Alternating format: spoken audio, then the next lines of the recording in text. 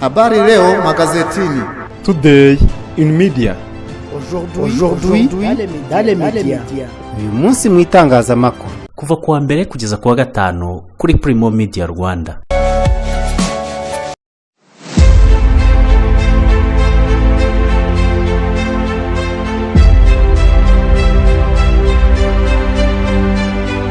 Nongeye kubasuhuza ndabifuriza kugira ibihe byiza nshuti bakunze wa Primo Media Rwanda. Mbaye ikaze muri gahunda y'umunsi mu itangazamakuru ya none tariki ya 9 z'ukwa mbere kwa 2026.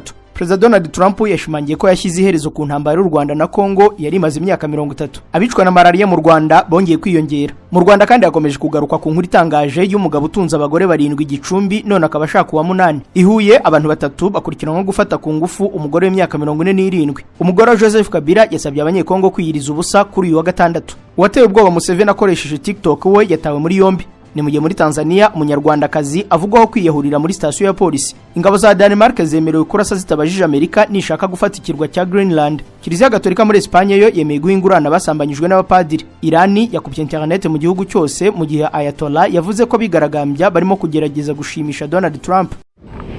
Kuri iri segonda nibura abantu 16,000 bari mu kirere mu ndege bava ahantu hamwe bajya ahandi.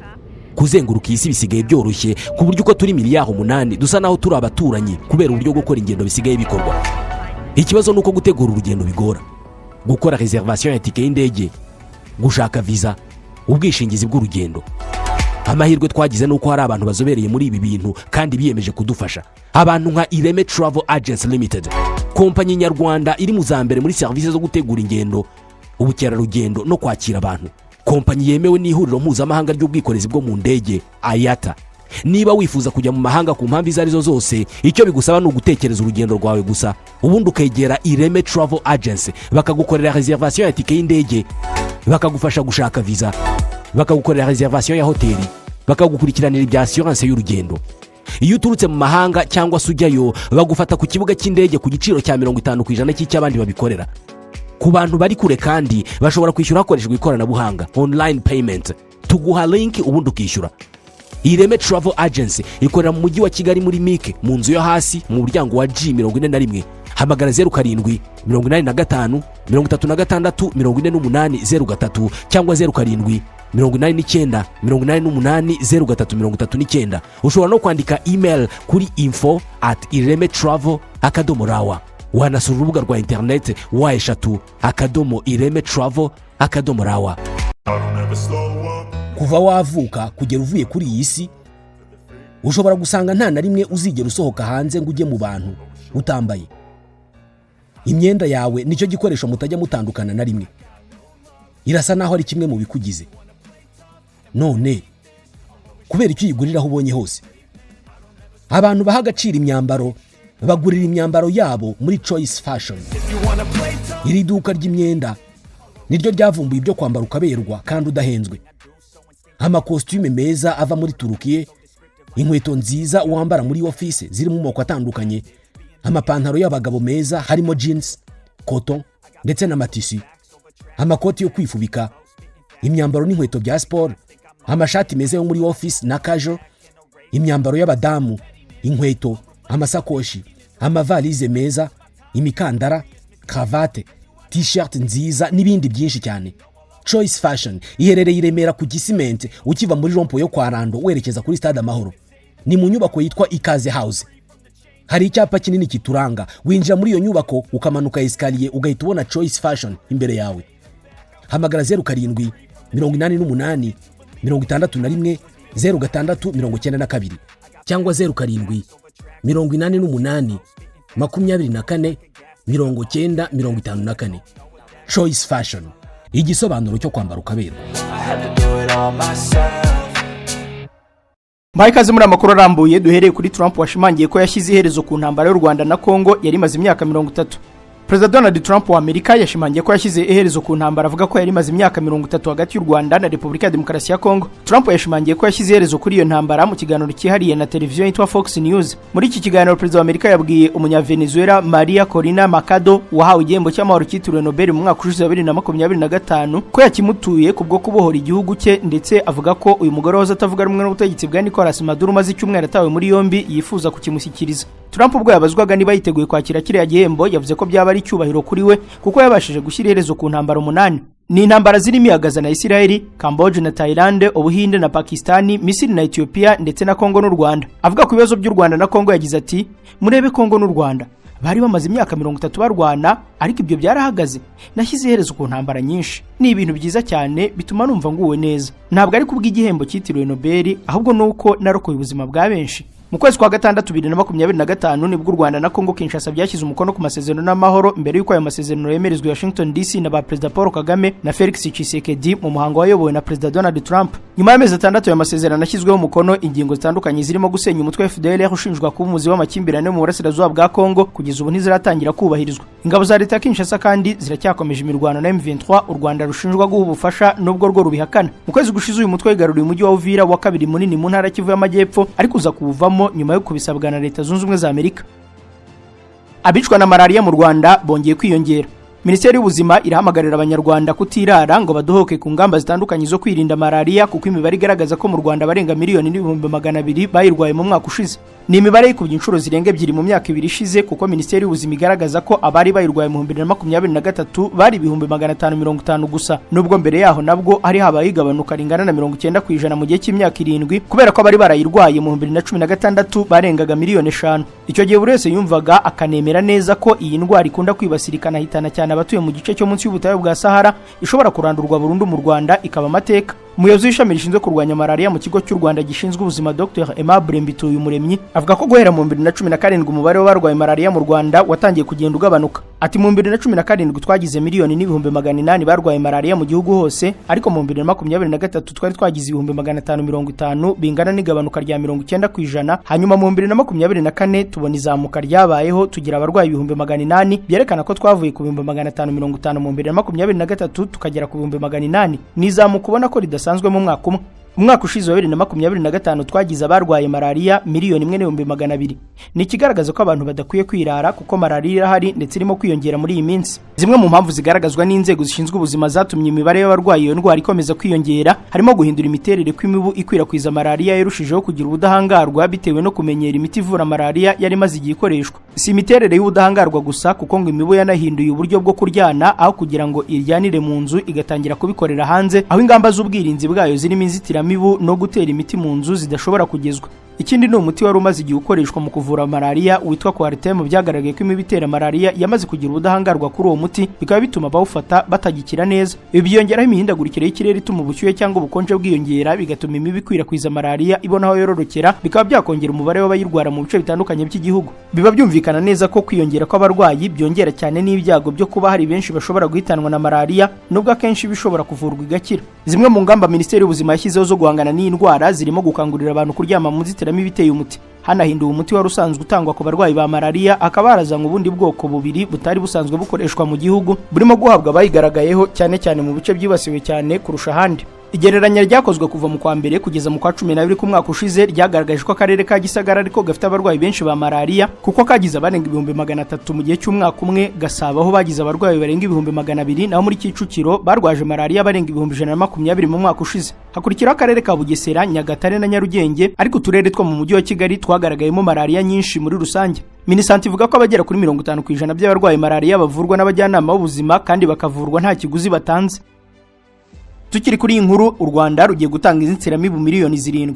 Minisiteri y'Ubuzima mu Rwanda igiye gutanga inzitiramibu zikoranye umuti zigera kuri 7,000,000 ku baturage bari mu bice bitandukanye by'igihugu, ihereye ku miryango iri mu bice byazajwe cyane na malaria kurusha ahandi. Umuyobozi w'ishami rishinzwe kurwanya malaria mu kigo cy'igihugu gishinzwe ubuzima Dr Aimable Mbituyumuremyi avuga ko basanzwe bagira gahunda yo gutanga inzitiramibu ku baturage bose, ariko bigakorwa buri nyuma y'imyaka 3. Ati inzitiramibu ziheruka gutangwa mu 2023, ubu gahunda yo gutanga izindi ni muri uyu mwaka. Hari izambere zamaze kuhagera, harimo gutegurwa uburyo bwo kuzitanga kugira ngo tuzigeze ku baturage cyane cyane mu mirenge izahaye kurusha iyindi. Uyu muyobozi avuga ko izi nzitiramibu zitangwa muri rusange, ariko hakaba hariho gahunda isanzwe yo guha abagore batwite n'abafite abana bari munsi y'umwaka izigera ku 800,000. Mu rwego rwo gukomeza guhangana no kurwanya malaria, ahatewe umuti mu turere dutandukanye tw'igihugu twiganjemo two mu ntara y'Iburasirazuba, hanaterwa muri 5 two mu ntara y'Amajyepfo, amwe n'imirenge imwe n'imwe mu turere tugize umujyi wa Kigali, Nyamagabe, Nyaruguru, Rusizi na Gicumbi. Muri uyu mwaka hazaterwa imiti mu mirenge irenga 70. Mu myaka 3 gusa ishize, ni ukuvuga 2023, 2024 na 2025, malaria yishe abantu 205 mu Rwanda hose.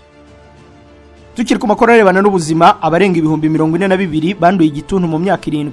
Raporo y'ikigo cy'u Rwanda kibarurishamibare iragaragaza ko abantu ibihumbi 42,103 banduye indwara y'igituntu mu myaka 7 ishize.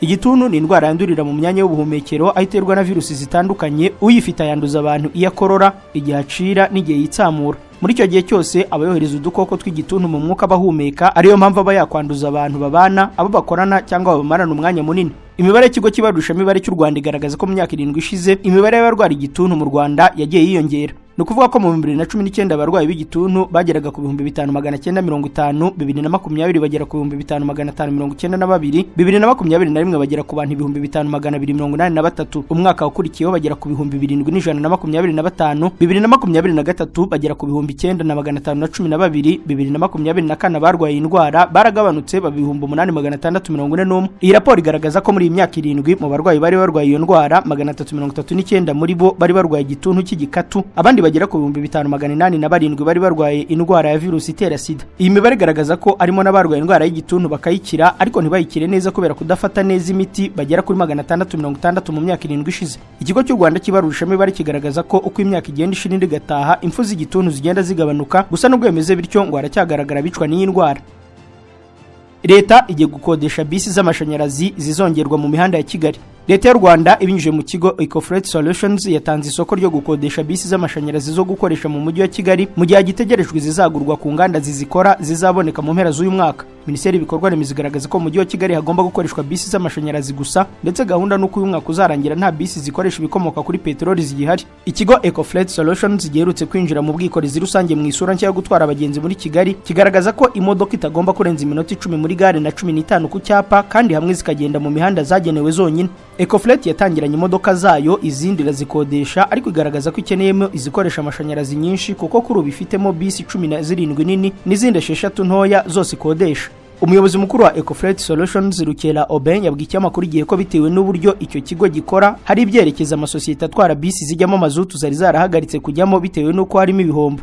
Ati hari ibyerekezo twasubukuyemo ingendo kuko barwemeza mirimo babonaga batunguka barabireka, harimo nka bisi zijya Ishyorongi, izijya mu cyanya cy'ingandi Masoro, Inyarutarama n'ahandi bari barabiretse kuko batabonaga abagenzi benshi. Aho twagiye tuhashyira bisi z'amashanyarazi kuko nizo zisaba ubushobozi buke mu rugendo.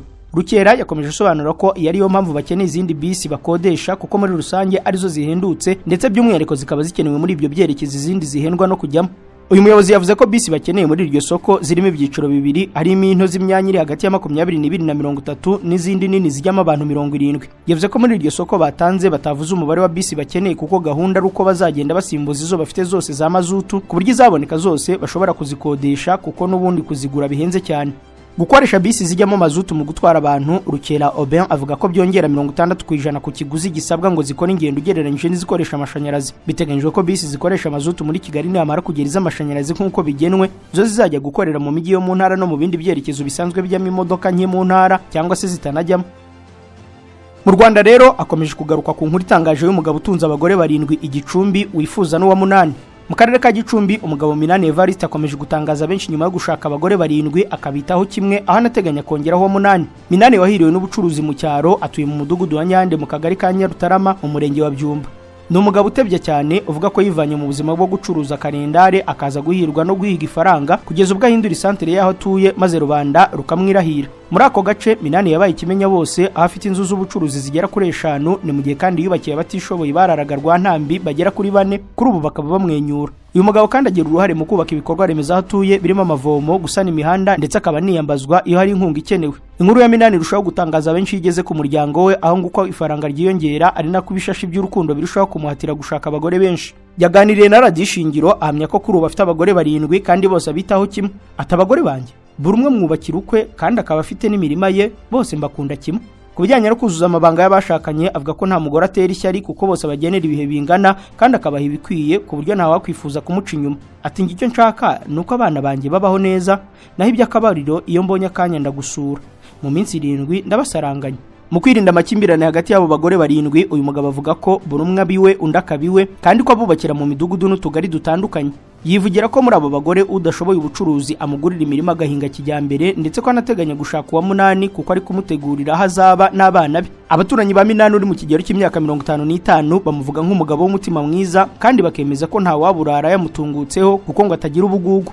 Kabanyana Rangwa idati ni umuntu mwiza cyane, sinaburara Minani ahari kandi bigera n'igihe abaturage bose akaduha ubusabane no gutangira umwaka, dore n'ejo bundi yaduhaye agacupa turinywera. Nemeye Abahizi Stefano we avuga ko usibye kuba uyu mugabo azwiho kugira abagore benshi bakabana mu mahoro ngo yicisha bugufi kandi akanagira uruhare mu iterambere ry'ahatuye. Uyu mugabo umaze kubyara abana 13 kuri abo bagore 7 ashimangira ko nta numwe babana ku gahato kandi ko bose babayeho neza kuko buri umwe yamuhaye umutungo we. I Musanze umuhanda w'ibiziba wahagaritse imigenderanire mu mujyi. Abaturage batuye n'abakoresha umuhanda uzwi nko kwibarabara rya 6 riherereye mu kagari ka Mpenge mu murenge wa Muhoza mu karere ka Musanze imbere y'ishuri rya Muhoza baravuga ko babangamiwe bikomeye n'uyu muhanda wangiritse wuzuye amazi n'ibyondo ku buryo wabaye inkomyi ku migenderanire yabo ya buri munsi. Bavuga ko imvura iguye uyu muhanda wuzura ibiziba n'ibyondo ku buryo imodoka, moto n'abanyamaguru bagorwa no kunyuramo. Ibi ngo bigira ingaruka ku isuku y'umujyi no ku mibereho yabo ya buri munsi, bityo bagasaba ko wakorwa vuba. Zigama Antoine umwe muri abo baturage utuye muri aka gace yagize ati uyu muhanda warangiritse cyane. Iyi imvura iguye amazi arahagarara ku buryo tudashobora kuwunyuramo. Hari igihe tumare iminota myinshi dutegereje aho twanyura kandi rimwe na rimwe tukanyura mu byondo byinshi. Turifuza ko bashyiramo kaburimbo kuko hani mu mujyi rwagati. Abacuruzi nabo bavuga ko kugabanuka kw'abakiriya kwatumye batakaza inyungu, bityo bagasaba ubuyobozi ko bwabafasha uyu muhanda ukihutishwa kandi ugakorwa. Nsengimana Claudien umuyobozi w'akarere ka Musanze avuga ko iki kibazo bakizi kandi kiri mu by'ubuyobozi bwitayeho kuko biteganyijwe ko hazajyaho kaburimbo. Ati ikibazo cy'uyu muhanda turakizi cyane kandi kiri muri gahunda z'akarere. Mu minsi iri imbere nyuma y'uko imirimo yo gutunganya indi mihanda iri gukorwa mu nkengero z'umujyi wa Musanze izabirangiye, n'uyu muhanda uzakorwa kugira ngo worohereze abaturage n'abawukoresha. Uretse imigenderanire, uyu muhanda ni wuzura uzarushaho kugira uruhare mu kurimbisha akarere ka Musanze. Mu karere ka Huyeho abantu 3 bakurikiranwe gufata ku ngufu umugore w'imyaka 47.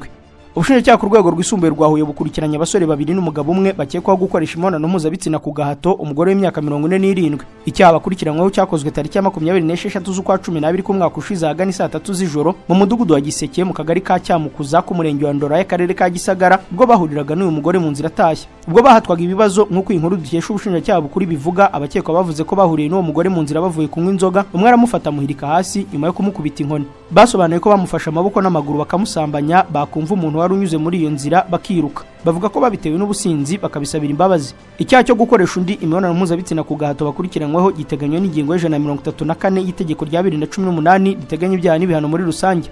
Mu kanya aya makuru turakomereza kuyavugwa hanze y'u Rwanda. Mu ivuriro Everlife nahivurije umwijima, mpivuriza n'iby'amabanga y'abashakanye. Bankoraho riraka n'abahanga pe. Nyuma yo kugira ikibazo cy'imisemburo mike bandangiye ivuriro Everlife ndarigana baramfasha, icyo kibazo kirakemuka. Nyuma naje kujyana n'umubyeyi wanjye afite ikibazo cya hypertension, ubu ngubu ni muzima. Nashishikariza abantu bafite ibibazo by'imisemburo bigatuma batabyara, bigatuma imihango yabo itaza neza nk'uko bikwiye, kuba mwagana ivuriro Everlife bakabafasha. Murakoze cyane. Ivuriro Everlife rikorera Nyabugogo rimaze kuba ubukombe mu Rwanda no hanze yarwo mu kuvura indwara bakoresheje imiti y'ibimera kandi itunganyijwe neza mu buryo bw'ibinini, poudre cyangwa liquide. Hari abadogiteri batandukanye bagufasha kandi cyiza nuko aho waba uherereye hose ku isi imiti yakugeraho, cyane ko bakorana na DHL. Mu ndwara bavura twavugamo nk'iz'imyororokere zose, kurangiza vuba no kubura ubushake, indwara zifata abadamu zose, igwingira ry'igitsina, indwara nk'umwijima, diabete, amara, igifu, asima. Abifuza kuva ku biyobyabwenge nabo barabafasha. Ku bindi bisobanuro wahamagara cyangwa ukandikira muganga. Everlife, icyizere cy'ubuzima. Umuntu uzakugira inama ku birebana no kugura imodoka cyangwa kwita ku modoka yawe, ariko mu byo akubwira byose ntiwumvemo izina Auto Korea Maintenance Limited, inama ye ntuzayemere. Abantu mufite imodoka za Kia na Hyundai ndetse n'izindi modoka zigezweho, murinde imodoka zanyu kwangirika kwa hato na hato, muzijyane muri Auto Korea Maintenance Limited. Bagufasha kubungabunga ikinyabiziga cyawe ukagitunga kitakurushya, bakazanagufasha kukigurisha igihe ubikeneye kandi udahangitse ugihaye nawe akagitunga yishimye. Aba ni abahanga bakaba n'inzobere, bakagira n'uburambe mu kubungabunga izi modoka no gusana izamaze kwangirika, cyane cyane moteri zazo na boîte de vitesse. Bagusuzumira imodoka mu ikoranabuhanga rigezweho ritanga icyizere cyayo cy'igihe kirekire. Bakoresha ibikoresho byabugenewe bifasha mu kubungabunga imodoka yawe. Bafite ama additive na prolines n'amavuta meza yabugenewe akoreshwa mu kurinda systeme z'imodoka kwangirika, bituma izi modoka zirushaho kuramba. Bafite uburambe ku buryo wabagannye hakiri kare arushaho gukunda imodoka za Kia na Hyundai. Muri iki gihe kandi muri Auto Korea Maintenance Limited bafite gahunda y'ubujyanama ku bifuza kugura imodoka ndetse no kubamaze kuzigura. Hari kandi na programme ya automotive training ku bifuza kuba inararibonye mu by'ibinyabiziga bikoranye ikoranabuhanga rijyanye n'igihe. Ibi babigufasha mu gahinduka inzobere mu by'izi modoka mu gihe gito. Ni mubagane bakorera Igikondo iruhande rwa Kiliziya Gatolika. Wanabahamagara kuri 07 86 20 60 Mwirinda abamamyi na barupigapiga babangiriza kubera ko Auto Korea Maintenance Limited ni inzobere zize zikaminuza kandi zifite uburambe mu kwita ku modoka zanyu. Makuru avugwanze y'u Rwanda, Perezida Lorenzo yasabye leta ya Kongo na M23 guhagarika imirwano. Perezida Angola akaba n'umuyobozi mukuru w'umuryango wa Afrika yunze ubumwe Joao Lorenzo yasabye abategetsi ba Repubulika ya Demokarasi ya Kongo n'ihuriro AFC M23 guhagarika imirwano bagashyira imbere gahunda yo gukemura amakimbirane mu mahoro. Yatanze ubutumwa nyuma yo kwakira Perezida Tshisekedi wari wagiye kuganira nawe ku buryo bwo guhagarika intambara mu burasirazuba bwa Kongo. Lorenzo yagaragaje ko ababajwe cyane no kumutekano mu burasirazuba bwa kiriya gihugu ukomeje guhungabana n'ingaruka z'iki kibazo zirimo ubuhunzi. Asobanura ko imirwano isubiza inyuma gahunda z'amahoro zirimo Washington na Doha. Yasabye impande zose zishyamiranye guhagarika intambara vuba kandi nta mananiza zigahagarika ubushyamirane zikubahiriza amasezerano zagiranye zishyira imbere gukemura amakimbirane mu mahoro n'inyungu z'abaturage. Perezida Lorenzo kandi yasabye umuryango mpuzamahanga gushyigikira umuhate wose uri gushyirwa mu kugarura amahoro n'umutekano mu burasirazuba bwa Kongo. Tariki ya 14 z'ukwezi gushize iya 5 z'uku kwezi n'iya 8 z'uku kwezi Tshisekedi yagira uruzinduko i Rwanda muri Angola aganira na Lorenzo. Byamenyekanye ko Perezida wa Kongo ashaka ko atangira ibiganiro bishya bihuza abahagarariye ibyiciro bitandukanye by'abanyekongo. Mu Tshisekedi yifuza kuganira nabo harimo abahagarariye M23 ariko ibiganiro bikabiri Kinshasa nk'uko bamwe mu banyapolitiki muri Kongo babyifuje bikayoborwa na leta ya Angola. Bivugwa ko Lorenzo yemeye icyifuzo cya Tshisekedi anavugisha benshi mu banyapolitiki batavugana n'ubutegetsi bwe. Ikiganiro yagiranye na Tshisekedi ku wa 4 tariki ya 8 z'uku kwezi kikaba cyararebanaga nuko babyakiriye. Tshisekedi yifuza ko kugira ngo ibiganiro bishya bitangire AFC M23 igomba kubanza guhagarika imirwano leta ya Kongo ikagenzura niba byubahirizwa. Uhoze ari minisitiri muri Kongo arashinja inzego z'ubutasi gushimuta abana be. Marie Ange Mushobekwa uhoze ari minisitiri akaba n'umwe mu bagize inteko ishinga amategeko yashinje umuyobozi mu kigo cy'igihugu gishinzwe iperereza muri Repubulika ya Demokarasi ya Kongo ko yategetse ishimutwa n'icarubozo ry'abana be babiri bato mu kiganiro n'abanyamakuru cyabereye Kinshasa. Nkuko Mushobekwa bitangaza ngo ibyo bintu byabaye mu ijoro ry'itariki ya 21 z'ukwa 12 ku mwaka ushize mu rugo bwite rwa Filemon Mambabwa bivugwa ko ari umukozi mukuru w'urwego rushinzwe iperereza. Mushobekwa uhoze ari minisitiri w'uburenganzira bwa muntu avuga ko abana be Claudien na Christophe Likulia b'imyaka 18 na 17 hamwe n'inshuti yabo y'imyaka 17 bafashwe barabohwa barakubitwa kandi bakorerwa icarubozo n'abapolisi n'abasirikare 7 bakoraga ibyo babitegetswe n'uyu muyobozi w'urwego rw'ubutasi. Marie Ange Mushobekwa ati icyemezo kidahwitse cy'ubugome kandi butagereranywa cyafashwe hanze y'amategeko yose. Yavuze ko abana be bakubiswe kugeza bataye ubwenge kandi ko bagifite ingaruka ku mubiri arimo ibikomere bigaragara kwicara bigoye kandi kumwe muri bo yamugajwe ukuboko kw'iburyo. Yavuze kandi ko banagize ihungabana ryo mu mutwe. Marie Ange Mushobekwa yamaganye icyo yise gukoresha nabo ububasha bw'umuntu n'ikibazo cya leta. Yemeza ko kuba nta bihano by'ubuyobozi cyangwa by'ubucamanza nyuma y'ibyumweru bitatu bibaye byabazwa abayobozi bafitiye ububasha, cyane cyane Minisiteri y'Ubutegetsi bw'Igihugu na Minisiteri y'Ubutabera. Yashimangiye ko dosiye yafunguwe ariko ko iperereza rigenda bigura intege, yibutsa ko itegeko nshinga rya Kongo n'amasezerano mpuzamahanga bibuze icarubozo mu bihe byose harimo no mu gihe cy'amakimbirane. Marie Ange Mushobekwa yasabye ko habaho ubutabera buboneye kandi ubushinjacyaha bwa gisirikare bukabigiramo uruhare mu gihe yavuze ko akomeje kugirira icyizere ubutabera bwa Kongo. Marie Ange Mushobekwa uzwi nanone ku izina ry'umugabo we Likulia ni umunyamakuru kazi waje guhinduka umunyapolitike kazi wavukiye Bukavu tariki ya 19 z'ukwa 12 mu 1973. Yabaye minisitiri w'uburenganzira bwa muntu kuva mu 2016 kugeza 2019 ku butegetsi bwa Joseph Kabila, ndetse yabaye minisitiri w'itumanaho n'umuvugizi wa guverinoma nyuma y'Itorwa ritavugwaho rumwe rya Perezida Tshisekedi. Kuva ku ya 9 z'ukwa 9 mu 2019 nyuma y'ishyirwaho rya guverinoma ya Ilunga, umwanya wa minisitiri w'uburenganzira bwa muntu washyizwemo André Lite wakavuga ko yanyuzwe n'akazi yakoze ndetse asigira umwanya wa minisitiri w'itumanaho Jolino Makelele. Uyu wahoze ari umuyoboke w'ishyaka UDPS, ishyaka riri ku butegetsi mu kwa mbere kwa 2021 yagiye ku ruhande rutavuga rumwe n'ubutegetsi. Ishyaka rye Mouvement pour la Cohésion Nationale rijya mu ihuriro FCC rya Joseph Kabila. Umugore wa Joseph Kabila we yasabye abanyekongo kwiyiriza ubusa kuri uyu wa gatandatu. Olivier Lembe Kabila, umugore wa Joseph Kabila wahoze ari perezida wa Repubulika ya Demokarasi ya Kongo, arahamagarira abakristo bose n'abana b'Imana muri Kongo kwiyiriza ubusa no gusenga kuri uyu wa gatandatu. Iyi gahunda igamije kwinginga Imana kugira ngo igirire impuhwe abajenerali bo mu ntara ya Katanga avuga ko bafashwe bagafungwa n'ubutegetsi bwa Tshisekedi mu buryo bunyuranyije n'amategeko. Olivier Lembe Kabila yemeza ko abo bajenerali ari abana b'Imana b'ukuri bavutse bwa kabiri kandi ko batigeze baba bagambanyi nk'uko bamwe babivuga. Iyi niyo mpamvu bahamagarira abanyekongo bose kwiyiriza ubusa kuri uyu wa gatandatu bakareka kurya no kunywa ahubwo bakabasengera.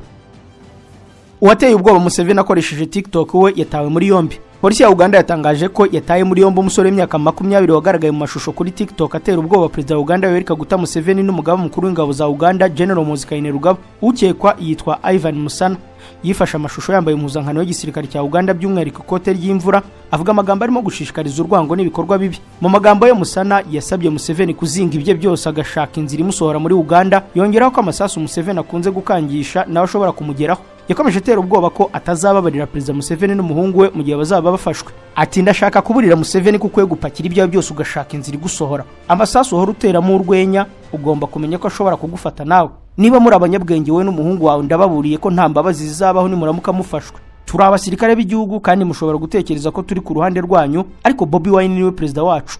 Lecho Kawala, umuvugizi wa polisi mu mujyi wa Kampala, yavuze ko iperereza ry'ibanze rigaragaza ko uwo Musana nubwo yari yambaye impuzankano ya gisirikare atari umusirikare wa UPDF. Yavuze ko uwo Musana yigaragaje nk'umusirikare wa UPDF ubwo yafataga ayo mashusho yaje gushyirwa ku rubuga rwa TikTok. Polisi yatangaje ko Musana yafatiwe mu karere ka Bukedea mbere yo kujyanwa kuri sitasiyo ya polisi ya Kawempe aho afungiwe mu gihe iperereza rigikomeje. Kawala yavuze ko dosiye izahita yoherezwa mu biro by'ubushinjacyaha. Yaburiye abaturage kwirinda gukoresha nabi imbuga nkoranyambaga by'umwihariko mu gihe igihugu gisatira amatora y'umukuru w'igihugu ateganyijwe ku itariki ya 15 z'uku kwa mbere. Muri Tanzania, umunyarwandakazi aravugwaho kwiyahurira muri sitasiyo ya polisi.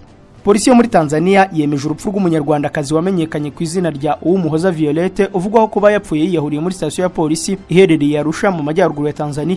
Nkuko byatangajwe n'ikinyamakuru Tanzania Times, polisi ya Tanzania ivuga ko yatangiye iperereza rya gihanga kugira ngo hamenyekane icyateye uyu mugore utatangajwe imyaka kwiyahurira muri sitasiyo ya polisi. Bivugwa ko Uwumuhoza yatawe muri yombi ashinjwa kuba atuye muri Tanzania adafite ibyangombwa bimwemerera gutura cyangwa gukorera muri iki gihugu. Nyuma y'iminsi yari amaze afungiye muri sitasiyo ya polisi ya Arusha, tariki ya 7 z'uku kwezi nibwo byamenyekanye ko yapfuye. Polisi gatangaza ko yiyahuye mu gihe abaturage ba Tanzania batabyizera kuko hari n'abandi baturage ba Tanzania baburira ubuzima bwabo mu maboko ya polisi mu buryo budasobanutse. Ibitangazamakuru byo muri Tanzania bivuga ko hari impfu z'abantu 3 zagaragaye kuri polisi kuva mu ntangiriro z'uyu mwaka kandi ko zose ngo zagiye ziba mu buryo bw'amayobera. Urundi rupfu rw'amayobera rwabereye mu maboko ya polisi ni urwitwa Dickson Joseph wari utuye mu isantere ya Lebu mu karere ka Talime, bivugwa ko yishwe na polisi. Ibizamini bya gihanga byafashwe ku rupfu rwa Joseph byafatiwe mu bitaro by'akarere bya Talime byavugaga ko yaguye hasi agerageza gutoroka polisi, ariko itangazo ryashyizwe hanze nyuma na polisi ya Dodoma rivuga ko umwe mu bapolisi ashinjwa kuba ari wateje urupfu rw'uyu mugabo. Undi muntu uvugwaho kuburira ubuzima mu maboko ya polisi ni uwitwa Shaban Saidi Rukuba wari utuye mu mudugudu wa Nyamuhange mu karere ka Rufiji. Uyu nawe yatakaje ubuzima ku itariki ya 8 z'uku kwezi mu gace ka Pwani ubwo polisi yarimo gufata abantu muri ako gace. Kugeza ambasade y'u Rwanda muri Tanzania nta kiravuga ku bijyanye n'urupfu rw'uwo munyarwandakazi waguye muri sitasiyo ya polisi. Ingabo za Denmark zo zemerewe kurasa zitabajije Amerika nishaka gufata ikirwa cya Greenland.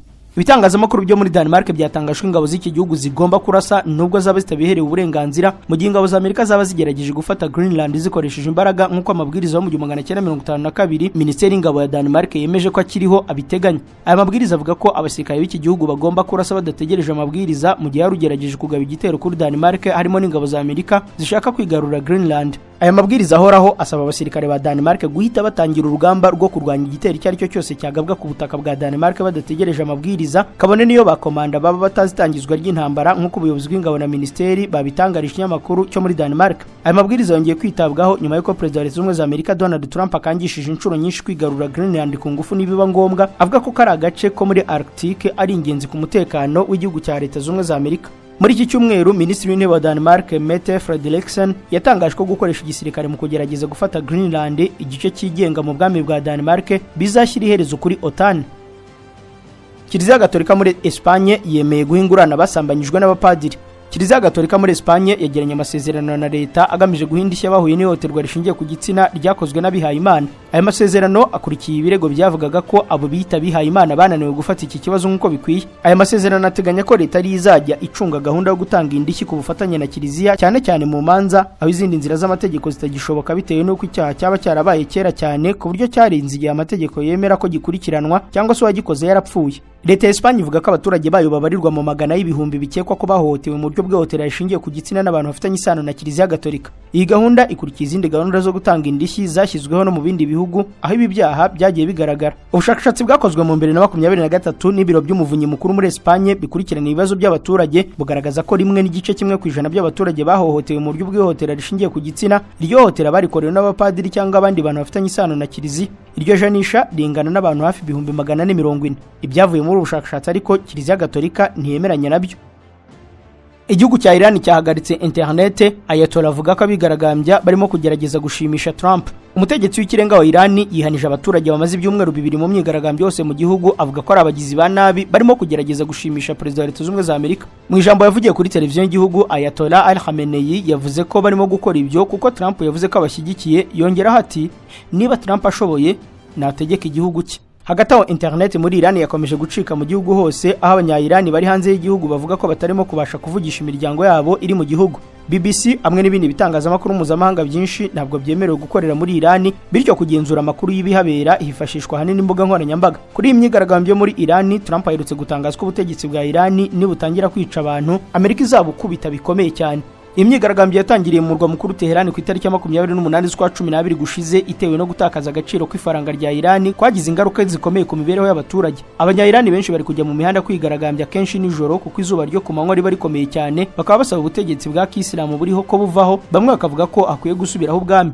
Netblocks ikurikirana uko internet ikora ku isi ivuga ko kugeza mu gitondo cy'uyu munsi Iran yamaze amasaha 12 nta internet iriyo, aho internet mu gihugu yari iri kuri 1% ugereranyije no kwisanzwe. Mu yindi myigaragambyo yabayeho mbere, ubutegetsi bwagiye bukura internet buvuga ko ari ukwirinda ibitero byo kuri internet. Mu myigaragambyo ikomeye yo mu 2019 internet yakuyeho mu gihugu hose, icyo gihe yishwe abantu babarirwa mu magana, bimenyekana internet isubiyeho nk'uko imiryango yarana uburenganzira bwa muntu yabitangaje.